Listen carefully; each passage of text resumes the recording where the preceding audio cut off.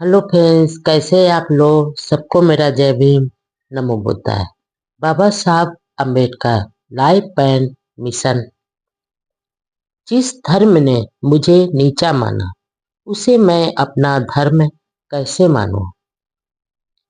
भारत लौटते ही डॉक्टर अम्बेडकर जी को एरवदा जेल से गांधी जी का तार प्राप्त हुआ कि वह उनसे मिलना चाहते हैं। डॉक्टर अम्बेडकर ने वापस तार भेजकर सूचित किया कि दिल्ली से वापस लौटते ही वे उनसे मिलेंगे। दरअसल वायसराय ने गोल में कॉन्फ्रेंस के प्रतिनिधियों को दिल्ली बुलाया था। इसके अलावा बर्मा से आए कुछ नेता भी दिल्ली में डॉक्टर अम्बेडकर जी से चर्चा करना चाहते थे कि बर्मा को भारत से राजनैतिक दृष्टि से अलग न किया जाए। दिल्ली से लौटने के बाद 4 फरवरी 1933 को शिव तरकर डोलस, शांताराम घोरपंडे कामले तथा केशव राव जेधे के साथ गांधी जी से मिलने पूना की यरवदा जेल में गए। गांधी जी ने खड़े होकर सभी का स्वागत किया। थोड़ी ही देर में मंदिर प्रवेश के मुद्दे को लेकर बातचीत शुरू हो गई। गांधी जी ने बाबा साहब को डॉक्टर सुब्ररायन और रंगा अय्यर के मंदिर प्रवेश प्रस्ताव का समर्थन करने के लिए आग्रह किया। डॉक्टर अम्बेडकर जी ने ऐसा करने के लिए साफ मना कर दिया, क्योंकि मद्रास विधानसभा और केंद्रीय असेंबली में पेश किए गए उन बिलों में छुआछूत को एक कलंक मानकर निंदा नहीं की गई थी और देवी देवताओं की पूजा करने के अछूतों के लिए हक के बारे में भी जिक्र नहीं था। डॉक्टर अम्बेडकर जी ने यह भी कहा कि दलित वर्ग जाति व्यवस्था के अंदर शूद्र नहीं बनाना चाहते। अछूत ऐसे धर्म पर किसी प्रकार गर्व कर सकते हैं जो उन्हें नीच समझता है। डॉक्टर अम्बेडकर जी ने आगे कहा, ईमानदारी से कहूँ तो मुझे भी अपने आप को हिंदू कहलाने की इच्छा नहीं होती। जिस धर्म ने मुझे नीच का दर्जा दिया गया है, उसे मैं अपना धर्म कैसे मानूं? और ऐसी अमानवीय सोच को ही जारी रखना है तो मंदिर प्रवेश का क्या उपयोग? गांधी जी ने कहा, मेरे विचार में चातुर्वर्ण में कोई बुराई नहीं है। सवर्ण हिंदुओं को ऐसे अवसर मिलने चाहिए ताकि वे अपने पापों का खुद प्रायश्चित करके हिंदू धर्म को शुद्ध बनाएं। मंदिर प्रवेश के मुद्दे पर उपेक्षा भाव मत दिखाओ। सनातनी हिंदू और सरकार दोनों इससे लाभ उठाने की कोशिश करेंगे। यदि ये सुधार किए गए तो समाज में अछूतों का स्थान ऊंचा हो जाएगा। डॉक्टर अम्बेडकर गांधी से सहमत नहीं हुए और कहा कि यदि दलित वर्ग सामाजिक, शैक्षणिक व आर्थिक रूप से प्रगति करते हैं तो मंदिर प्रवेश का मुद्दा स्वतः ही हल हो जाएगा।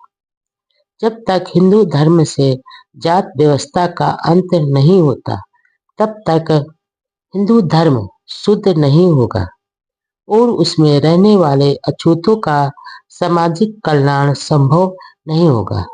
इस विचार विमर्श के बाद डॉक्टर अम्बेडकर जी बम्बई आ गए। चातुर्वर्ण व्यवस्था के समर्थक थे गांधी जी। डॉक्टर अम्बेडकर जी गांधी जी से सहमत नहीं हुए तो उन्होंने अपने अखबार हरिजन के लिए संदेश मांगे।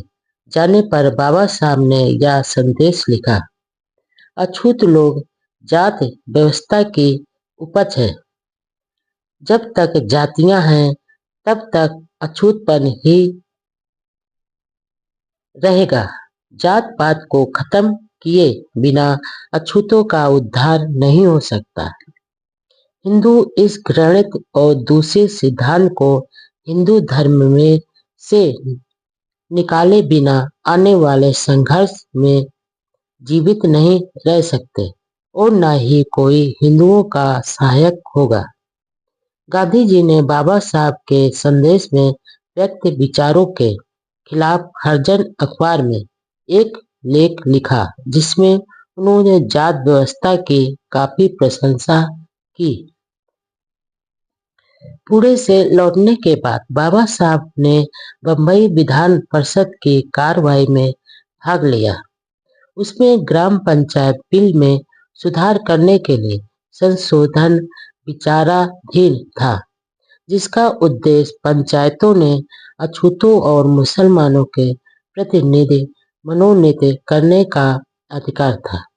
डॉक्टर अंबेडकर जी ने इस संशोधन का समर्थन करते हुए कहा, श्रीमान, भारत यूरोप में नहीं है, न ही भारत इंग्लैंड में है। इंग्लैंड में जात पात नहीं है, लेकिन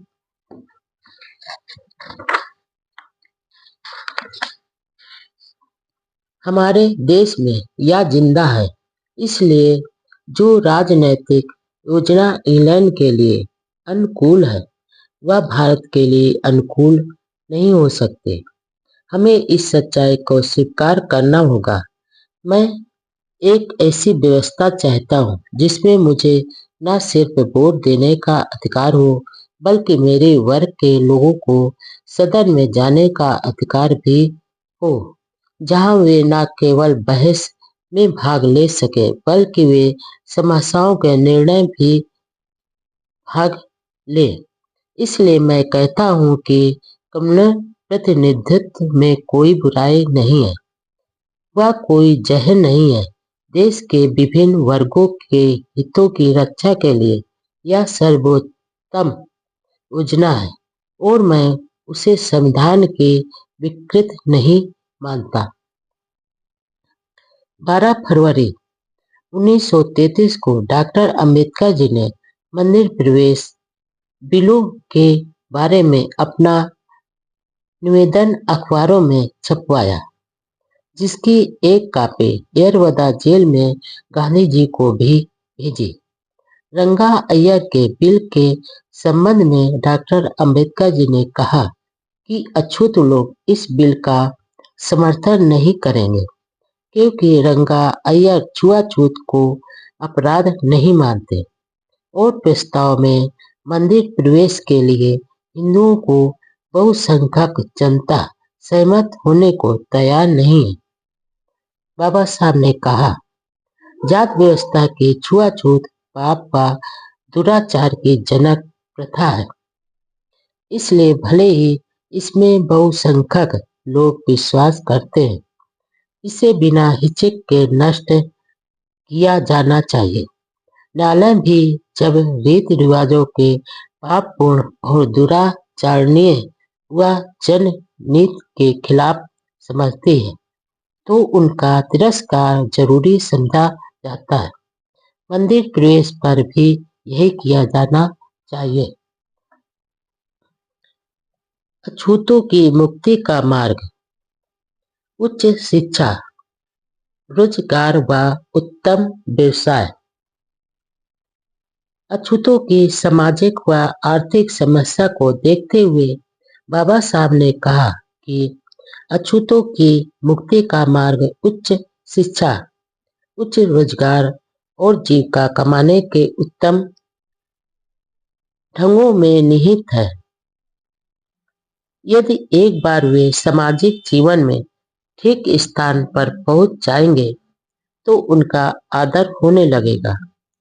यदि एक बार वे सम्मान योग्य बन जाएंगे, तो रूढ़वादी हिंदुओं में उनके प्रति धारणाएं बदलेंगी, और यदि उनका दृष्टिकोण नहीं भी बदले, तो अछूतों के आर्थिक हितों को कोई नुकसान नहीं होगा।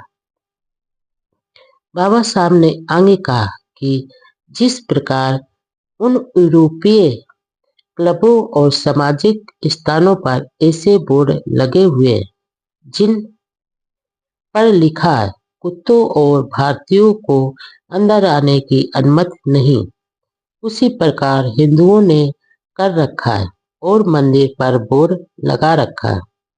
सभी हिंदू और कुत्तों व अन्य जानवरों के प्रवेश की स्वतंत्रता है, सिर्फ अछूतों के लिए प्रवेश वर्जित है। अतः डॉक्टर अंबेडकर जी ने स्पष्ट कह दिया। वे हिंदुओं को सिर्फ इतना कहना चाहते हैं कि यदि वे समझते हैं कि मंदिर प्रवेश से रोकना मानवता के खिलाफ बुरी बात है, दुष्ट प्रवृत्ति है, तो अपने धार्मिक स्थानों के द्वार अछूतों के लिए खोल दे और सब व सज्जन होने का प्रमाण दे। लेकिन यदि वे सब लोगों की बजाय एक हिंदू ही बने रहना चाहते हैं तो मंदिरों के दरवाजे बंद कर ले और स्वयं को धिक्कार दे, क्योंकि हम मंदिर में ही नहीं जाना चाहते। मुझे इसमें कोई रुचि नहीं है। मैं मंदिर प्रवेश के लिए आंदोलन नहीं करूंगा। बाबा साहब ने कहा, मंदिर प्रवेश दलितों का कोई अंतिम लक्ष्य नहीं है। यह तो सामाजिक समानता की दिशा में एक संघर्ष था, लेकिन अछूत लोग उस धर्म को कतई सहन नहीं करेंगे जो असमानता पर आधारित है। यदि हिंदू धर्म को उनका धर्म बनाना है तो उसे सामाजिक समानता पर आधारित होना होगा। जात पात की वर्ण व्यवस्था को उखाड़ फेंकना होगा, क्योंकि यही असमानता की जड़ है। जब तक ऐसा नहीं होता तब तक दलित वर्ग न केवल मंदिर प्रवेश का तिरस्कार करेंगे बल्कि हिंदू धर्म को भी छोड़ देंगे। सिर्फ मंदिर प्रवेश से ही संतुष्ट हो जाना बुराई के साथ समझौता करना है। अपने वाक्य के अंत में डॉक्टर अंबेडकर जी ने गांधी जी से एक सवाल पूछा, यदि मैं इस समय मंदिर प्रवेश को स्वीकार कर लूं और फिर चातुर्वर्ण एवं जात व्यवस्था को खत्म करने के लिए बाद आंदोलन करूं, तो गांधी जी किस ओर होंगे? यदि वे उस समय मेरे विरोधियों की ओर होंगे तो मैं इस समय उनके समर्थकों के साथ नहीं हो सकता। श्रीनिवासन मलिक प्रेम राय जैसे कई अछूत नेताओं ने डॉक्टर अंबेडकर जी के विचारों का जोरदार समर्थन किया। गांधी जी ने पहले एक संगठन छुआछूत विरोधी लीग बनाया था, जिसका बाद में नाम बदलकर हरिजन सेवक संघ रख लिया। बाबा साहब का नाम लीग के सेंटर बोर्ड के सदस्यों में था, लेकिन बाबा साहब एक भी बैठक में शामिल नहीं हुए। जब उन्होंने देखा कि लीग सिर्फ कागजी घोड़े ही दौड़ाती है और बातें ही करते हैं, तो उन्होंने लीग से संबंध तोड़ लिए। बाद में दूसरे अछूतों द्वारा उपज समिति की सदस्यता से भी त्याग पत्र दे दिया और अंत में लीग गांधीवादी समाज सुधारक हिंदुओं के संस्था मात्र बनकर रह गए थे। गांधी जी डॉक्टर अंबेडकर जी के इन विचारों से कतई सहमत नहीं हुए और उन्होंने अपना अलग वक्तव्य छापा। मैं एक हिंदू हूँ, केवल इसलिए नहीं कि मैं हिंदू धर्म में जन्मा हूँ, बल्कि अपने विश्वास और चुनाव से भी हिंदू हूँ। मेरी धारणा के हिंदू धर्म में कोई ऊंच नीच नहीं है। लेकिन जब डॉक्टर अंबेडकर जी स्वतः ही वर्ण श्रम धर्म का विरोध करते हैं तो मैं उनके साथ नहीं हो सकता, क्योंकि मैं वर्णाश्रम को हिंदू धर्म का अभिन्न अंग मानता हूँ। इस प्रकार दोनों महापुरुषों का वैचारिक संघर्ष केवल राजनीतिक व सामाजिक ही नहीं बल्कि धार्मिक भी था। उस समय भी सारे मीडिया पर सवर्ण हिंदुओं का कब्जा था। उन्होंने डॉक्टर अंबेडकर जी की बहुत निंदा की और हिंदू धर्म के विनाशक की शंका दी। अछूतों के विरोध के कारण रंगा अय्यर के बिल में संशोधन किए गए और 24 मार्च 1933 को अय्यर का बिल सेंट्रल असेंबली में पेश हुआ, लेकिन रूढ़वादी हिंदुओं की मिलीभगत के कारण वह बिल हमेशा के लिए दफना दिया गया। खुद पंडित मदन मोहन मालवीय ने भी इस बिल का बहुत विरोध किया। मंदिर प्रवेश के इस बिल पर अपनी प्रतिक्रिया व्यक्त करते हुए डॉक्टर अंबेडकर जी ने दलितों को सचेत किया और कहा कि वे धार्मिक अंधविश्वासों में नहीं फंसे, क्योंकि उन्हीं के कारण वे बर्बाद हुए और उन्हें शोषित तथा पतित बनाया गया है।